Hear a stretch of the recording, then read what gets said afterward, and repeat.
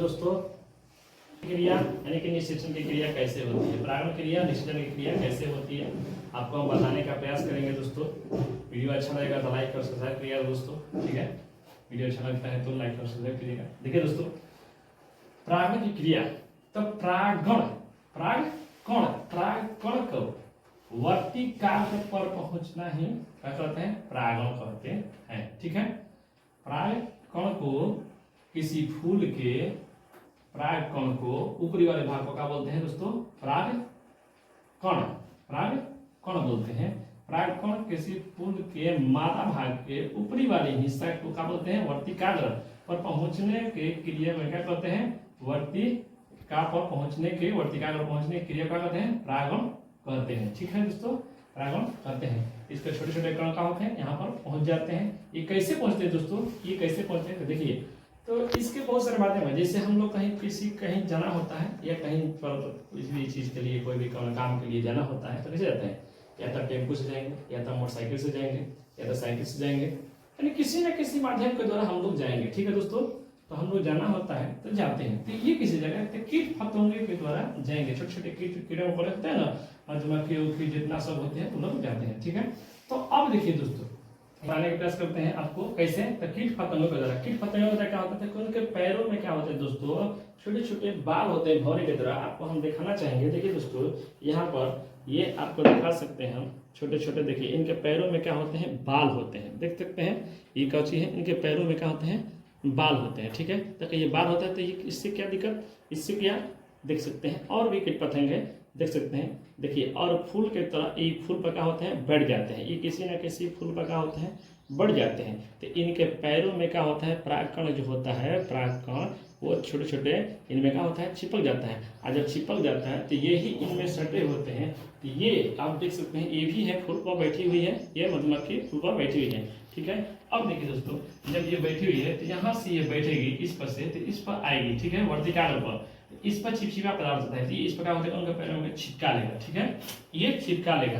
तो अब कहिए कि क्या सब कीटे पतंग के द्वारा होगा, जी नहीं, उसके बहुत सारे माध्यम है। कि सब कीट पतंग के द्वारा नहीं, पशु पक्षी के द्वारा बहुत दूर दूर जो होते हैं, और पेड़ पौधा दूर उस पेड़ पर से इस पेड़ पर उस पर दूर दूर पर आने पर होता है पक्षी के द्वारा, ठीक है। जो बड़े बड़े ऊंचाइयों तक होते हैं या पहाड़ पर होते हैं, सब पक्षी होता है, ये पक्षी के द्वारा हो जाएगा, ठीक है। पक्षी उक्षी जो होते हैं उनके मुंह में तुतुर में लग जाता है, पैरों में बैठते हैं तो वो आके टच होकर इसमें आगे लग जाता है, ठीक है। अब कहिए कि हवा के द्वारा, तो ये कैसे होता है, ये अरुनिथो के, ठीक है, उनके पीढ़ी के द्वारा होता है, ठीक है, पक्षी द्वारा होता है, ठीक है। अब देखिए ये हवा द्वारा, नीमो द्वारा कुछ होता है, हवा के द्वारा। कैसे होता है नीमो में, हवा के द्वारा कैसे होगा, ध्यान से देखिएगा। जैसे कि बहुत सारे कहीं मतलब धान लगे होते हैं, थोड़ा सा तो होता नहीं है, बहुत लगे होते हैं, तो लगे तो उसमें कैसे, इसमें का मुमकिन है कीट पतंग के द्वारा कितना कीट करेंगे, करते करते सालों जिंदगी निकल जाएगा तब वो पूरा नहीं कर पाएंगे। क्योंकि खेत में देखते हैं ना कितना धान होता है, कितना गेहूं होता है, बहुत सारे ज्वार बेला लगे होते हैं, तो उसमें मुमकिन नहीं होता है। तो हवा के द्वारा, जब हवा आती है तो हवा एक दूसरे को क्या होती है, इधर से उधर पूरा झुकती है, तो एक दूसरे में क्या होता है, टच हो जाता है। जब टच होता है तो वही परागकण प्रवर्तिकाग्र पर पहुंच जाती है, ठीक है। तो परागकण किस पर चिपक जाती है, ठीक है। अब देखिए जलत्व के द्वारा मतलब पानी के द्वारा। हाइड्रो में कैसे होता है, हाइड्रो मतलब पानी के अंदर भी होता है, क्या होता है, पानी के अंदर भी क्रिया होती है, परागण की क्रिया होती है, यानी कि परागकण वर्तिकाग्र पर पहुंचना ही परागण कहलाता है, ठीक है। अब देखिए बड़े बड़े जानवरों में, जैसे हम लोग जाते हैं, एक हम लोग जानवर है, जी नहीं, हम लोग जानवर नहीं, तो हम लोग कहीं का मतलब इंसान है, तो बड़े बड़े में आएंगे, तो जंगल मंगल में जाते हैं या फूल बगीचा में जाते हैं, क्या करते हैं वहाँ पर ऐसे क्या करते हैं, ऐसे हाथवा से क्या करते हैं, चलते रहते हैं, ऐसे हाथवा से क्या करते हैं, ऐसे चलते रहते हैं, करते रहते हैं, ऐसे हाथवा से फुलवा को क्या करते हैं, करते रहते। तो बताइए इस परागकण से आप वर्तिकाग्र पर पहुंचेगा ना पहुंचेगा, अथवा इस फुलवा से इस फुलवा में जगह टच किया ना किया। तो देखते हैं दोस्तों, घर पर लगाते हैं हम लोग पौधा, कहते हैं ना कि फुलवा बड़े नहीं हो रहा, फलवा दे ही नहीं रहा, तो कहाँ से देगा, उसमें तो परागण की क्रिया हो ही नहीं रहा है। तो परागण की क्रिया जब तक होगा नहीं, तब तक कहाँ से उसमें फल और फूल बनेगा, नहीं बनेगा, हो ही नहीं सकता है। तो ये होता है, ठीक है। देखिए एक दोस्त और फूल आता है, कौन सी, रिफ्लेक्सिया, वो 40 किलो का होता है, ठीक है दोस्तों। वो इतना बहुत भारी होता है, वजन होता है, जंगलों में पाया जाता है, ठीक है, बहुत बड़े बड़े जंगलों में पाया जाता है। तो वो उसको जियोफिली के द्वारा होता है, वो हाथी के थुत्थुर द्वारा होता है। हाथी जो होती है ना, वो हाथी जो खाती है ना उसको, तो उस तरह से उसके थुत्थर में लगता है, तो वो दूसरे फूल में जाके टच होता है, ठीक है दोस्तों। अब देखिए, तो वह परागण की क्रिया जो होती है वो कितने तरह से होती है? तो 2 तरह से होती है। परागण क्रिया 2 प्रकार की होती है। कैसे? एक होता है स्वपरागण, एक होता है स्वपरागण, एक होता है परपरागण। एक होता है स्वपरागण, एक होता है परपरागण। स्वपरागण में दोस्तों देख लीजिए, एक ही पौधा में परागण की क्रिया हो जाए उसे क्या कहते हैं? स्वपरागण। देखिए, अब ये पौधा है, अब ये पौधा एक टहनी इसी, देखिए इसी पौधा के इसी वर्तिकाग्र पर, ठीक है, इसी परागण के इसी वर्तिकाग्र पर गिर जाए तो हो गया स्वपरागण। चाहे ये भी तो एक पौधा है, इसी का भगवाई है, इसी का भगवा है, इसी पर से इसी पर गिर जाए, यानी कि इसका पचे परागकण इसके वर्तिकाग्र पर गिर जाए, ठीक है, इसके वर्तिकाग्र पर पहुंच जाए, किसी न किसी माध्यम से पचे पहुंच जाए, हवा के द्वारा पहुंचे, चाहे कीट के द्वारा पहुंचे, एक अच्छी हो जाए पहुंच जाए, तो इसी प्रकार का हो जाएगा स्वपरागण। क्यों? क्योंकि एक ही पौधा हुआ। अब ई पौधवा से ई पौधवा में पहुंच जाए, ई फुलवा से ई फुलवा में पहुंच जाए, देखिए यहाँ से इसमें पहुंच रहा है, ठीक है, इस परागण से इस वर्तिकाग्र पर दूसरे फूल के एक पौधा पर हो जाएगा तो वो स्वपरागण, और दूसरे पौधा पर इस परागण से इसके वर्तिकाग्र पर दूसरे पौधे के वर्तिकाग्र पर फूल पर पहुंच जाए इसे परागण कहते हैं, यानी कि दूसरे पर। तो दूसरा पर पहुंच गया, ये पहला परागण दूसरे वर्तिकाग्र पर दूसरे पौधा पर पहुंच जाए, ये हो जाएगा परागण। ये गया अलग इस तरह से। अब देखिए दोस्तों, हमने यहाँ पर बताया जूफिली, इसमें मैं थोड़ा सा नाम दिया कि आप जूफिली रिफ्लेक्सिया जो पौधा दिखा सकते हैं, जी आपको दिखा सकते हैं, ये पौधा है, ये फूल है, पौधा नहीं सॉरी, ये फूल है, ठीक है दोस्तों, ये देख सकते हैं, ये आपको फूल है, ये रिफ्लेक्सिया फूल है, ठीक है, ये इसका वजन होता है 40 किलो, ठीक है, इसका वजन होता है, ये 40 किलो होता है, ये इतना बड़ा बड़ा होता है, ठीक है, ये इतना बड़ा बड़ा देख सकते हैं, ये होता है, ठीक है दोस्तों, ये नेताओं का शरीर पर फेंकना चाहिए दोस्तों, ये बहुत बड़ा बड़ा फूल है, ठीक ना, इसको ले जाकर नेता के देह पर फेंक देना चाहिए, पचक जाएगा ना। अब देखिए, तो ये दोस्तों ये क्या होता है, कहाँ मिलता है?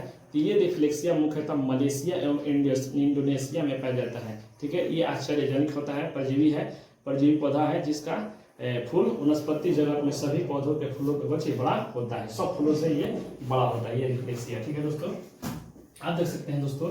तो अब हमने बता दिया कथी कि स्वपरागण और परपरागण। स्वपरागण देख लिए, एक ही पौधा को हो, एक पौधा एक परागण, यानी कि उसी फूल के वर्तिकाग्र पहुंच जाए उसे स्वपरागण, और दूसरे फूल पर पहुंच जाए, तो पहला फूल से दूसरे पौधे के फूल पर पहुंच जाए, वो हो जाएगा पची परपरागण, ठीक है, ये हो जाएगा परपरागण। अब देखिए दोस्तों, तो ये तो आपको बता दिए कि कितने माध्यम से होता है, ये भी बता दिया। अब देखिए दोस्तों, अब यहाँ से ये परागण अब ये आएगा वर्तिकाग्र पे गिरेगा, तो कहिए कि जितना कण आएगा सब आ जाएगा? नहीं, सब नहीं आएगा, मात्र 2। जैसे देखिए शादी में क्या होता है दोस्तों, बहुत सारे लोग आते हैं तो क्या सबके घर में कुछ में चलाता है? जी नहीं, मात्र जिसको शादी करना हो उसके पापा, उसके लड़का, उसके चचा भतीजा जो भी है, मैंने जो मेन लोग होते हैं वो चलाते हैं, ठीक है, तो पा सकते हैं, तो इसको पिताजी और देखो बेटा को ले सकते हैं, ठीक है। अब देखिए दोस्तों, अब यहाँ पर मान लीजिए एक लड़का है, ठीक है, अब यहाँ पर एक लड़का है, अब यहाँ से एक लड़का है, और यहाँ से एक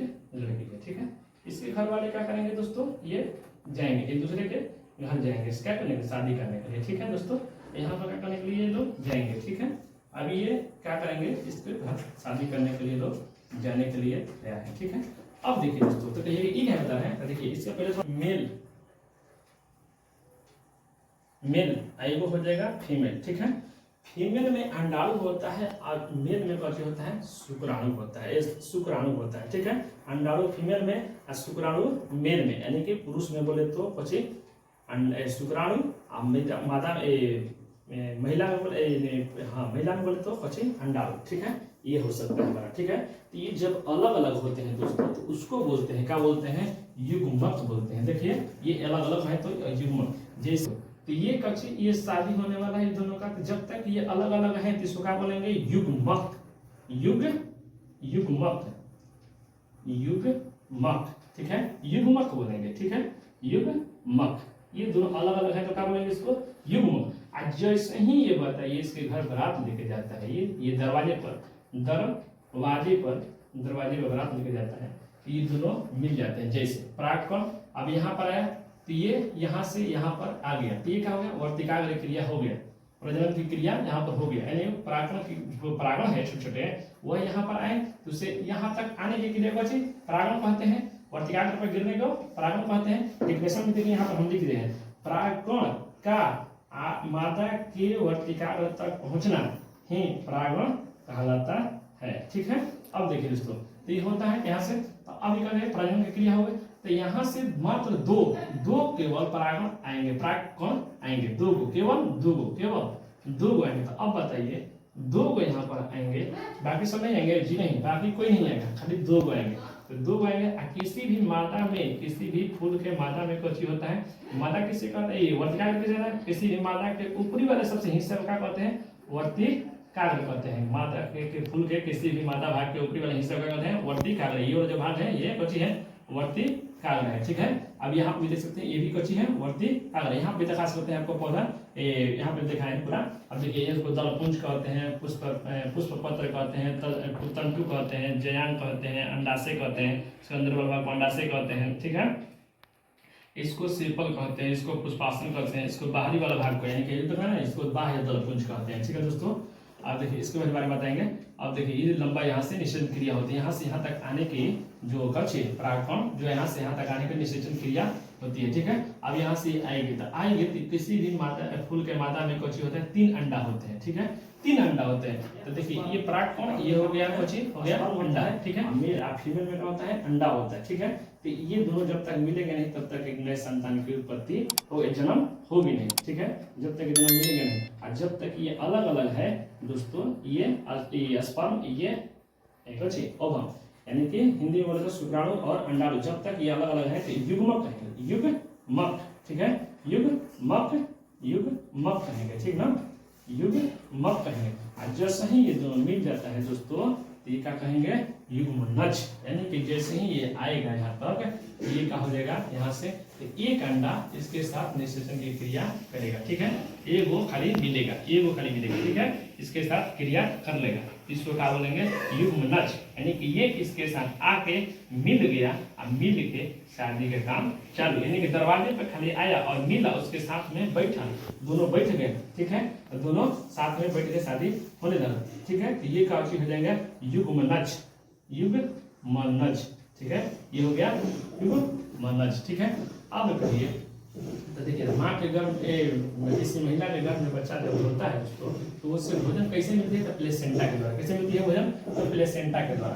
तो अब कहिएगा इसमें बच्चा होगा? जी नहीं, बच्चा नहीं होगा, इसमें बच्चा नहीं होगा। ठीक है, और बच्चा नहीं होता का इसमें फल बनेगा। इसमें क्या होगा? फल बनेगा। और जब फल बनेगा तो देखिए दोस्तों क्या होगा? तो ये तो क्रिया हो गई, ये तो ये भ्रूण बना लिया ये वो। और जब ये दोनों मिल जाएंगे तो विकसित होंगे, धीरे धीरे क्या बनेंगे? विकसित हो जाएंगे। जैसे कि ये लोग शादी हो जाएगा तो बच्चे क्या कहेंगे? परिपन। तो वही दोस्तों, जब ये दोनों मिल जाएंगे तो क्या बनेगा? भ्रूण बनेगा। वो जो मिल जाएंगे और जब मिल जाएंगे तो उसको क्या कहेंगे? भ्रूण कहेंगे। उसको क्या कहेंगे? भ्रूण। उसको भ्रूण कहते हैं। वो माँ के गर्भ से बाहर नहीं आता है, वो अंदर ही रहता है जब तक पूरी तरह से विकसित ना हुआ हो। अब पूरा विकसित हो जाता है, जब जैसे ही बाहर हुआ जाता है, जन्म देता है उसको, तो बच्चा के रूप में कहलाता है। ठीक है, उसके पहले वो काफी होता है, दोनों मिल के वह भ्रूण कहलाते हैं। ठीक है, अब देखिए भ्रूण उनको माँ के गर्भ में भोजन कैसे मिलता है? प्लेसेंटा के द्वारा। तो ये इसमें भी भोजन मिलेगा ना, इस फलवा को भोजन कौन देगा? इसको सब चीज, हवा पानी सब कौन देगा?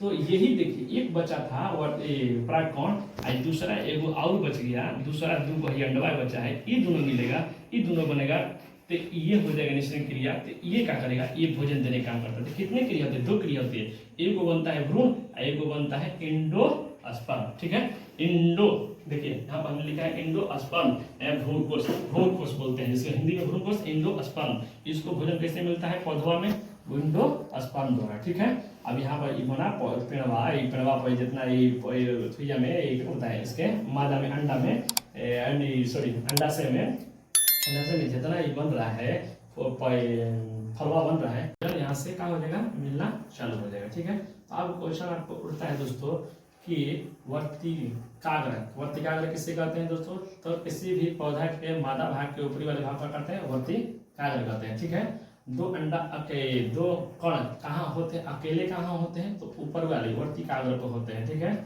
अब ये 2 युग्म दोनों जोड़ा के साथ कहाँ होते हैं? जोड़ा के साथ तो नीचे अंडा में। ठीक है, अब देखिए, तो निषेचन की क्रिया कहाँ होती है? तो अंडा में हो गया, तो निषेचन क्रिया यहाँ पर हुई। ठीक है दोस्तों, जब यहाँ पर ये फल बन जाएगा, यहाँ पर फल बन जाएगा, ठीक है, यानी कि अंडा में बनेगा, तो उसको सत्य फल कहते हैं।